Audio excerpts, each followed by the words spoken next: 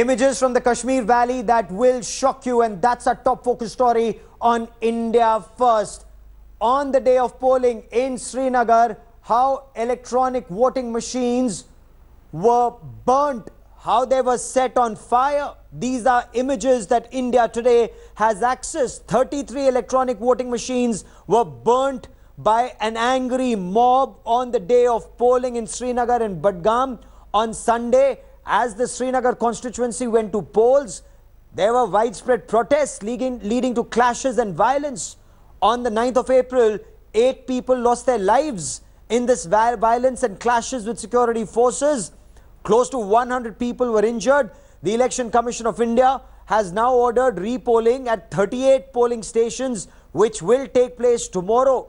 But these images, how democracy was murdered in the Kashmir Valley. Look at these images as angry protesters, anti-national elements, they barged into polling stations, looted polling machines, destroyed electronic voting machines and set them on fire.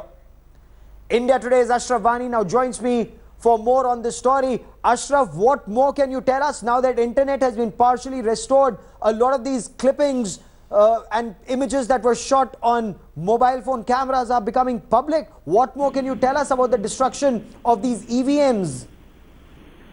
Gaurav, basically these are some of the visuals one we were showing to our viewers in the day, the kind of kicking to the CRPF Jawan in during the polling, then the burning of these EVMs. And even there were more than 200 violent incidents during the polling on 9th of April, that means on Sunday, which Election Commission of India in its evening briefing itself described. So there were the people of CRP who were took as hostage in Ganderbal.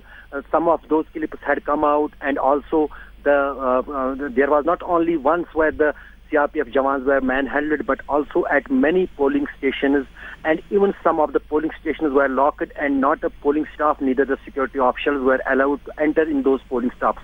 That is why for the precautionary measure on 38 polling booths, it is now repolling tomorrow, and for that repolling, the elaborate security arrangements have been put in place ahead of the polling, at least we can say now at this time. Ashraf, keep tracking that story. I will come back to you for more. There's more breaking news that's coming in.